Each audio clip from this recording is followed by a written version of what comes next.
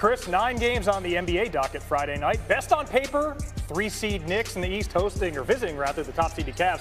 Knicks off to the best 55-game start since 1996-97. But you see that stat, 0-5 against the Cavs, Celtics, and Thunder. In the words of Lizzo, they are great till they gotta be great. And more of the same. Dunk contest was Saturday in San Francisco. Cleveland threw one Friday at Rocket Mortgage Fieldhouse. 7 dunks in the first quarter for the Cavs, tying their most in any quarter in the last quarter century. You saw there Karl Anthony Towns caught reaching. Curiosity got the better of him. And then Spider Mitchell to Evan Mobley for the alley-oop. In very related news, Cleveland's up a dozen after one. Early second quarter, same margin. This is where Donovan Mitchell locked in, goes inside, gets the roll, increases the lead to 14. Brief scare in that second quarter here. Darius Garland missed significant time last year with a broken jaw, landed right on his face in serious pain. Everybody gathered around Garland. Hearts and throats for a moment, but he got up and showed a ton of toughness playing the rest of the game. Service is not needed the full distance, though. Mention the Knicks' great start to the season. The Cavs are off to their best 55-game start ever. Donovan Mitchell, 5 for 7 from 3 in the first half alone. And in the final seconds of the half, for the first half over, he had 17 points in the second quarter. Cavs up 27 at the break. This is Cleveland's 5th 25-point halftime lead this season. Already a franchise record. We have almost 30 games to go. Early third. Mitchell's only bucket after recess. This triple. He had 27 points, 5 for 7 from outside, and got the rest of the way because the Cavs are up 30. It never got closer than 20 in the second half. Max Strus, little pick and roll there with Mobley. Strus had 8 assists. Mobley 21 points on 9 for 11 shooting. Then DeAndre Hunter uses Strus' screen. He had 19 minutes off the bench, finished 16 points, 4 for 4 from 3. Cleveland dominated with points in the paint, dominated in transition. Strus ticks both boxes here. Cleveland wins by 37. Cavs 26-4 at home, best in the NBA, and their best start since, well, the year before LeBron took his talent to South Beach. Joined now on SportsCenter by Evan Mobley, fresh off 21 points, 8 boards, 3 steals. Evan, on any given night, you might be the best defensive player in the NBA, but the number that's going to stand out from this win over the Knicks, 142, the points scored. How gratifying is it to have a quality opponent come to town and win like that? Yeah, it feels great. I feel like it was a team effort. Everyone pitched in. Everyone did a great job and was focused from the jump. And we got a lead and built it. And from there, we just took it to the end and finished strong. 4th time this season you and the Cavs have scored more than 140 points. At what point did you realize it was going to be a good day for you guys? From the beginning, I feel like everyone was just locked in since we came into the arena today. And from here, I felt like we were just trying to make a statement. I feel like we started strong and everyone just really was playing together. We got deflections, got defensive stops, and just ran the transition and played our brand of basketball. Yeah, up by 27 at the half, never closer than 20 points after halftime. But Friday night game, 1 versus 3 in the East. I know it was on ESPN, but there's media from all over the world on site. How did the feel in the arena compare to an average game during the regular season? Definitely felt like playoff basketball. We have the greatest fans out here. They love and support us always. And every time we shot a shot, made a shot, the crowds went crazy. So it was definitely a playoff atmosphere. All right, let's talk playoffs a little bit. You beat the Knicks late February, now 2-0 against New York this season. I know you guys play twice more in April, but what can you take away from tonight's game if you do meet again, best of 7, Eastern Conference semis or Eastern Conference finals? Just the way that we play defense on them, I feel like we definitely had a scheme and stuck with it.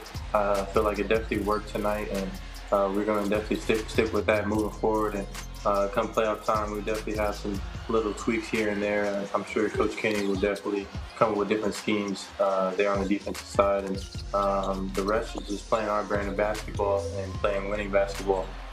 Well, you've been playing winning basketball a lot lately. Now 6 straight wins spanning the All-Star break, won 10 of the last 11. List goes on. Franchise record 4 wins at this point of the season, and 4 straight finals not all that long ago.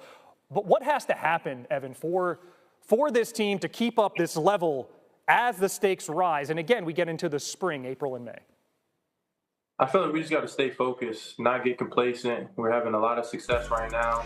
We still have a lot more games to go, so we just got to keep taking strides to keep getting better every single day and not get complacent. Like I said, It's a long season. We still got a few games left, and we just want to finish strong and be ready for the playoffs. Well, a lot of adjectives could describe your game today. Complacent is not one. You guys were terrific, you especially. Thanks so much for making time for us tonight, man.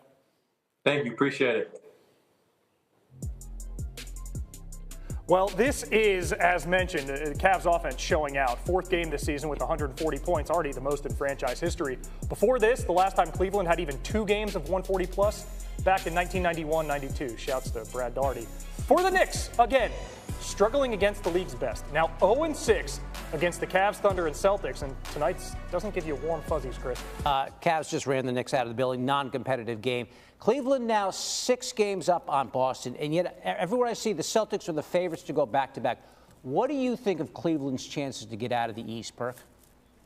I mean, I like them. I want them to make me love them, though. And yes, on paper, they have a legit chance of getting to the NBA championship and actually winning the NBA title.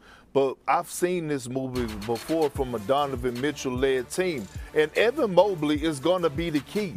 Can he be a consistent second option to Donovan Mitchell? Because that's what he's going to have to be. He's a tough cover.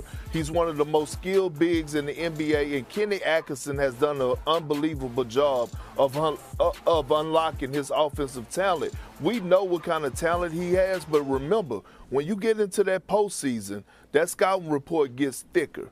And at the end of the day, I need to see what Evan Mobley could do. Can he put up that 20 to 25 points a night consistently throughout a 7-game series? That's what's going to take the Cavs over the hump if they're trying to get to the promised land and ultimately win the goal of bringing home another championship to Cleveland. It is setting up to be some sort of a postseason with that team, Boston, the Thunder, and all that.